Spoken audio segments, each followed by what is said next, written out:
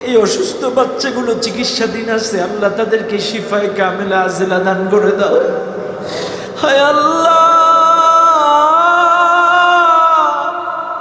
তোমার কাছে দোয়া করি গো মালিক, তুমি ইব্রাহিম আলাইহিস সালামকে আগুনের গর্তের মধ্যে যেমন তুমি শীতল করে ঠান্ডা করে রেখেছিলে গো আল্লাহ। আর মাত্র 10টা মিনিট যদি সময় থাকতো, 10টা মিনিট পরেই কিন্তু স্কুলটা ছুটি হওয়ার কথা ছিল। মাত্র 10 মিনিট, 10 মিনিট পরেই কিন্তু বাচ্চাগুলো ছুটি হওয়ার কথা ছিল স্কুল। কিন্তু আল্লাহর কি ইচ্ছা, এভাবেই তাদের মৃত্যুটা লেখা ছিল। এই জন্যই কোরআনে সূরা লুকমান বলছে, কার মৃত্যু কখন কোথায় কোন অবস্থায় হবে কিচ্ছু বলার নেই। অলরেডি 28-30 জনের খবর মিডিয়া বলছে, আনুমানিক আরো অনেকগুলো বাচ্চা মারা যেতে পারে। সে দৃশ্য চোখে দেখার মতো নয়। যুদ্ধ ট্রেনিং বিমান, যুদ্ধ ট্রেনিং শেষ করে ওনার কাছে প্রথমেই দেওয়া হয়েছে পাইলট তৌকিরের কাছে, আর 12 মিনিটের মাথায় এই বিধ্বস্ত। এখানে প্রায় 27 পাউন্ডের মতো বোমা থাকে এই বিমানটার ভেতরে, কারণ এটা যুদ্ধ বিমান, এর মধ্যে বোমা থাকে। আবার সচরাচর আমরা মোটরসাইকেলে যে তেলগুলো ব্যবহার করি, এই তেল কিন্তু এই বিমানে থাকে না, এটার ফুয়েল কিন্তু আলাদা। সবকিছু মিলাই এমন একটি অনাকাঙ্ক্ষিত ঘটনা উত্তরাতে ঘটে গেল। আমরা আজকের এই দোয়া মাহফিলে আয়োজন যিনি করেছেন আমাদের তরিকুল ইসলাম, আমরা দোয়া করি। কিভাবে বোঝাবো আপনাদের, কত মায়ের বুক আহাজারি নোনাজারিতে গোটা উত্তরা, গোটা পৃথিবীর মানুষ আজকে এই উত্তরার দিকে তাকিয়ে আছে। ইস, আগুনে পড়ার দৃশ্য। এই জন্য আজকে আমরা এই মাহফিল থেকে দোয়া করব। তবে হ্যাঁ, ওই সকল নিহত বাচ্চাদের আব্বা আম্মাদেরকে সান্ত্বনা দেব আমরা এটি বলে যে এটা সাধারণ কোনো মৃত্যু নয়, এটা শহীদি মৃত্যু, এটা শহীদি মৃত্যু। আর ওই সকল যেই সকল মা বাবার সন্তানগুলো হারিয়েছে, আমি বিশ্বাস করি ওই সকল মা বাবার জন্য এই বাচ্চা, শহীদ বাচ্চাগুলো নাজাতের উসিলা হয়ে যেতে পারে।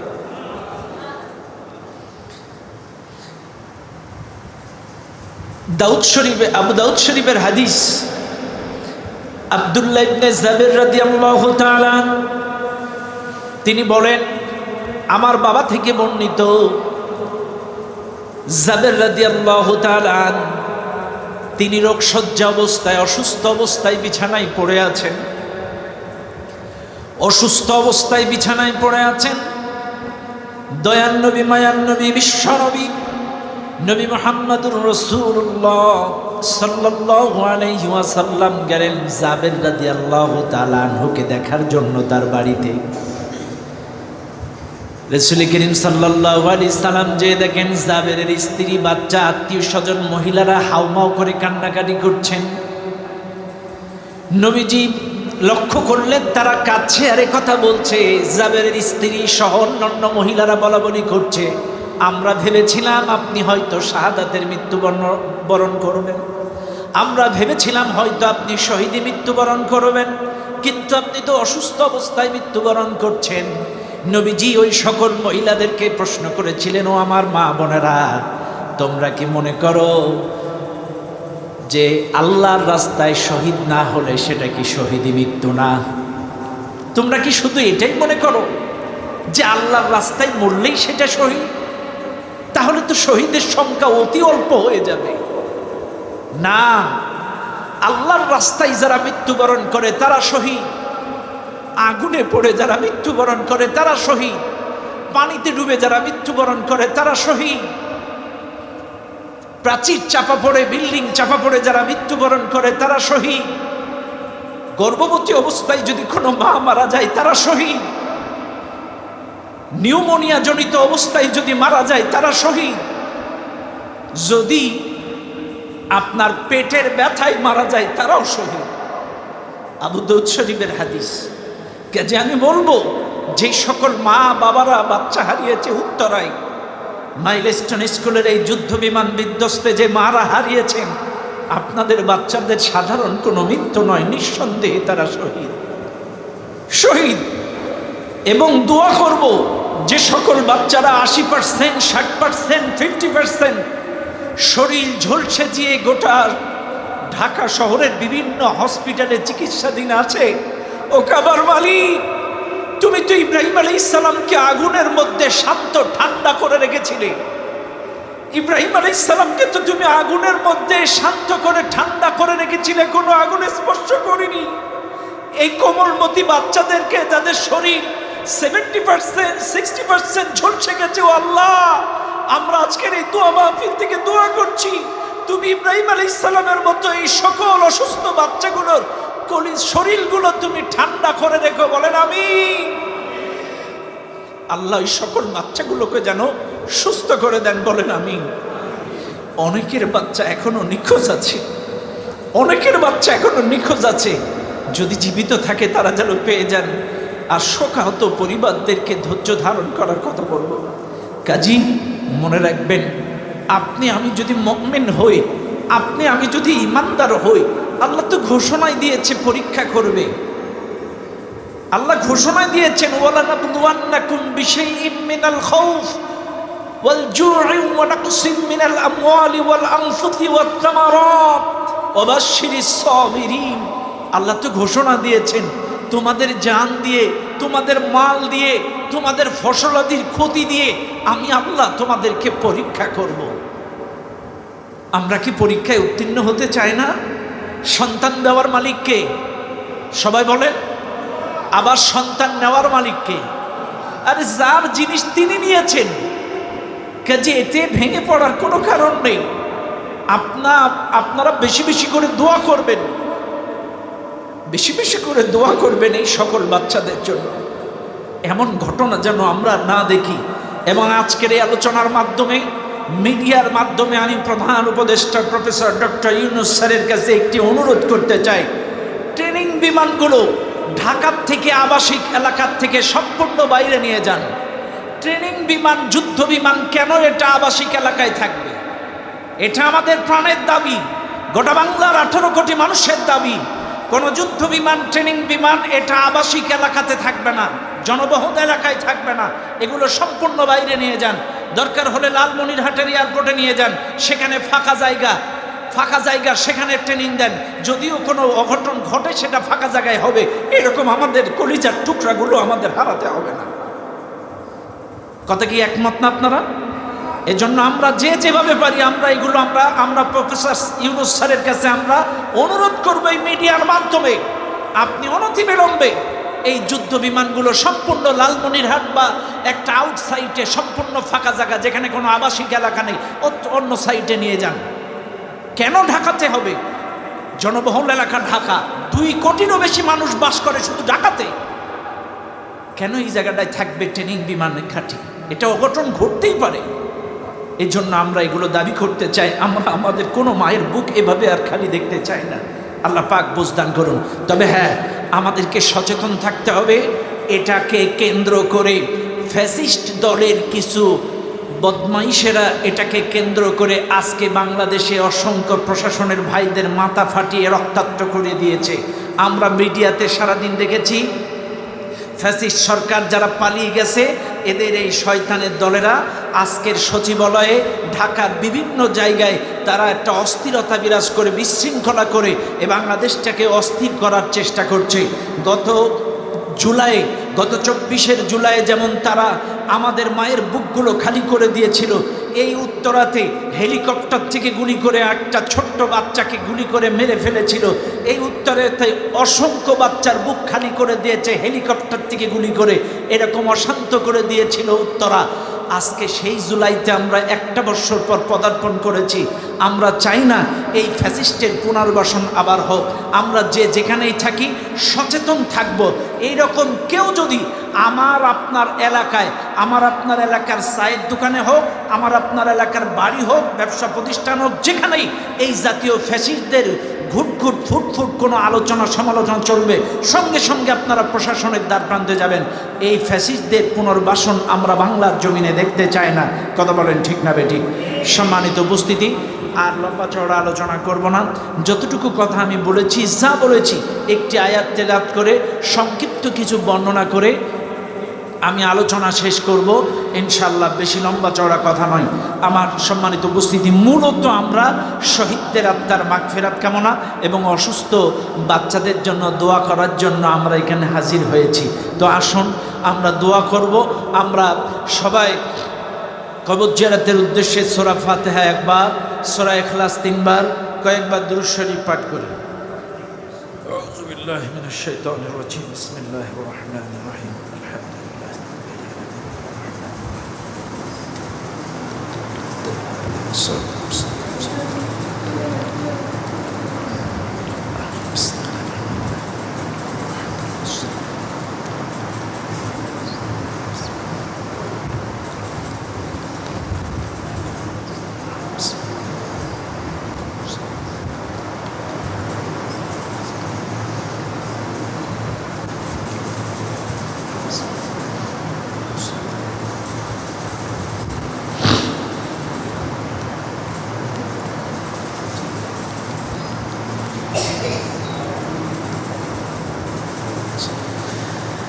আলহামদুলিল্লাহ।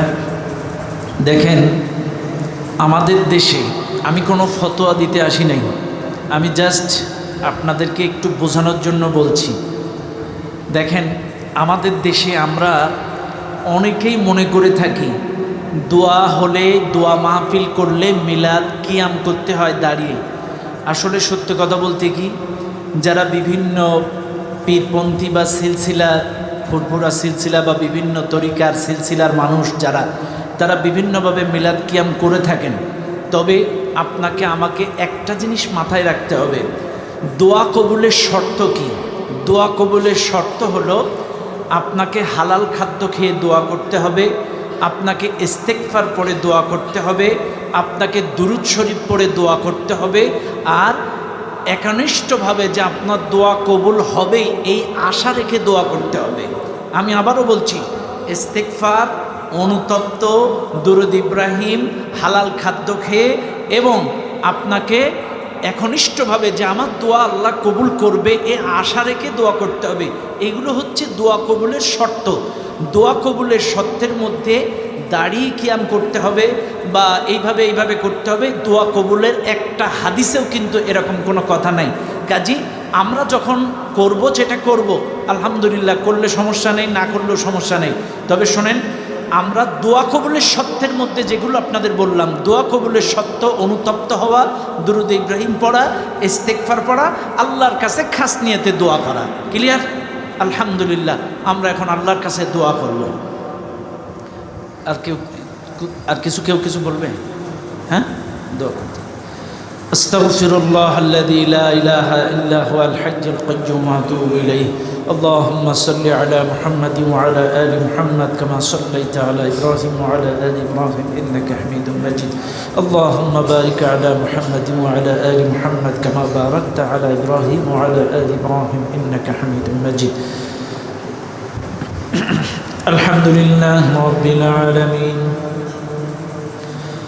ربنا ظلمنا أنفسنا وإن لم تغفر لنا وترحمنا لنكونن من الخاسرين. ربنا آتنا في الدنيا حسنة وفي الآخرة حسنة وقنا عذاب النار. আল্লাহ তাআলা, আমি গুনাহগার তোমার দিনদার পরেজগার বান্দাদেরকে নিয়ে আল্লাহ এই মসজিদ প্রাঙ্গণে ইসলামিক সিটি টিভি কর্তৃক আয়োজিত আজকের এই দোয়া মাহফিল, উত্তরার মাইলস্টোন স্কুল অ্যান্ড কলেজের নিহত বাচ্চাদের আত্মার মাগফিরাত এবং অসুস্থ বাচ্চাদের জন্য দোয়া। রব্বুল আলামিন, আমরা সূরা ফাতিহা, ইখলাস, দুরূদ ও সালাম যা কিছু পড়েছি আল্লাহ তুমি কবুল করে নাও। আল্লাহ আমাদের তেলাওয়াতের মধ্যে যদি কোনো ত্রুটি বিচ্যুতি হয়ে থাকে আল্লাহ তুমি মাফ করে দাও। আল্লাহ বাদ বাকি তোমার দরবারে তুমি কবুল করে দাও রব্বুল আলামিন। এর মধ্যে শত সওয়াব রহমত বরকত তুমি দান করেছ। সর্বপ্রথম দয়ার নবী মায়ার নবী বিশ্ব নবীর রওজা মুবারকের সওয়াব পৌঁছে দাও। নবীর আহলে ওয়াল আত্মীয় স্বজন সাহাবী আজমাইন তাবে তাবিন শুহাদায়ে সালিহিন যারা চলে গিয়েছে সকলের আরওয়াহ পাকের সওয়াব পৌঁছে দাও। तमाम পৃথিবীর নিচে যত বীর ওলিউল্লাহ মুমিন মুমিনাত মুসলিমিন মুসলিমাত শহীদিন সিদ্দিকিন চলে গিয়েছে সকলের আরওয়াহ পাকের সওয়াব পৌঁছে দাও রব্বুল আলামিন। আমাদের মধ্যে যাদের মা নাই আল্লাহ আমাদের মাগুলোর রহ মুবারকের সওয়াব পৌঁছে দাও। আল্লাহ আমাদের বাবা নাই বাবার রহ মুবারকের সওয়াব পৌঁছে দাও। আমাদের দাদা দাদি নানা নানি শ্বশুর শাশুড়ি উস্তাদ মুরব্বি যার যত কলিজার মানুষ চলে গিয়েছে তাদের রূহ মুবারকের সওয়াব পৌঁছে দাও। হায় আল্লাহ, বিশেষ করে উত্তরার মাইলস্টোন স্কুল অ্যান্ড কলেজের যুদ্ধ বিমান বিধ্বস্তে যারা মারা গেছে আল্লাহ ওই সকল বাচ্চাগুলোকে তুমি খাম্বাবের মতো সুমায়ের মতো শহীদের উন্নত মর্যাদা দান করে দাও আল্লাহ। তাদের শাহাদাতি মৃত্যু তুমি কবুল করে নাও আল্লাহ।